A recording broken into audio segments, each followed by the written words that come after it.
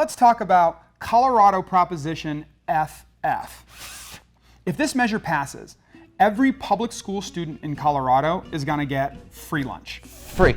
And that includes charter school kids and normal school district kids and early childhood education. Big kids, little kids. Every kid is going to get a free lunch. Black kids, white kids. Okay, so I got a question. Don't we kind of already do this? We do, sort of.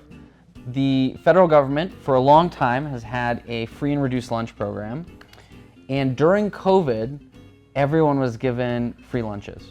So what this program is designed to do is to continue the benefits that students have had all through the COVID pandemic. That's right. So the federal program applies to all kids whose families make under $36,000 a year. And if their families make under $36,000 a year for a family of 4, then those kids automatically get free lunch already. And kids whose families make under $51,000 a year actually get free lunches in Colorado due to a combination of federal funding and state funding. So this measure is really about getting free lunches for families whose household income is over $50,000. That's right. And this measure does a few other things too, right? Yeah, like most bills, it's got a little money for these people, a little bit of money for those people. The ag people get some guaranteed revenue. That's right. So some of the foods are supposed to be grown in Colorado. Yeah. I think the school districts get some money for lunch trainings or something like that. That's right. So it's got a bunch of different stuff in it, but the net result of this is free lunches for all public school students. That kind of sounds expensive. How is this thing funded? If your income is over $300,000, this bill will reduce the amount of tax deductions that you can take. So that means if you're making over $300,000, you're going to expect to pay about between $800 and $1,200 more every year in taxes. So that's one of the complaints about this bill. It basically is asking the whole state to vote on taxes that only apply to a small portion of the population. Yeah, and I think maybe it's fine for this bill, but you can see how eventually that becomes a problem, right? You have the majority saying, yeah, let's just tax the minority. Okay, so Sasha, why do people think it's important to fund this now? Why is it important to get all kids free lunches? Yeah, so this really, it takes one big swing at student hunger. There's so many studies that show that kids who are not hungry in class perform better.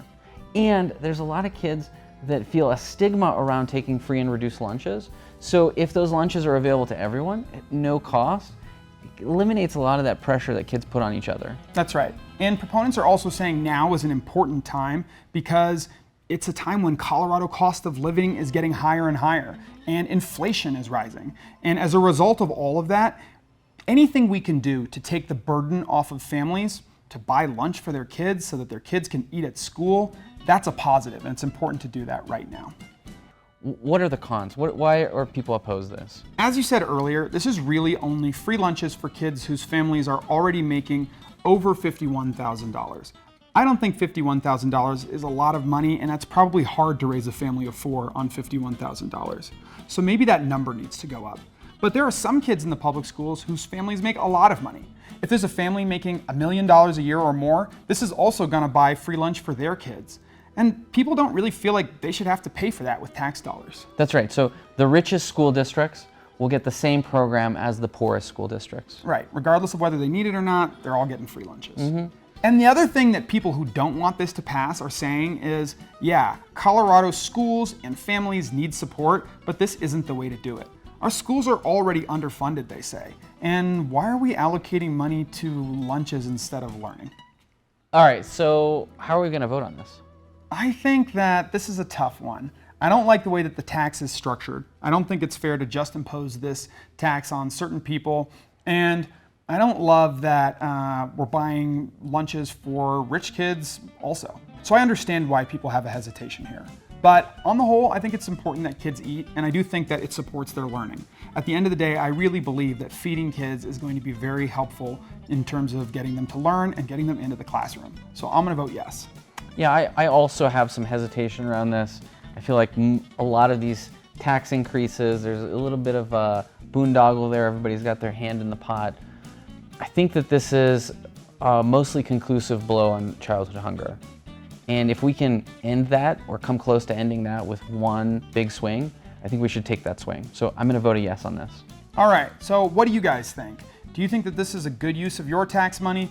Comment below. We'd love to hear your thoughts. And be sure to check out the other videos we're going to talk about on our channel that will talk about state funding and taxes and other measures that need money right now.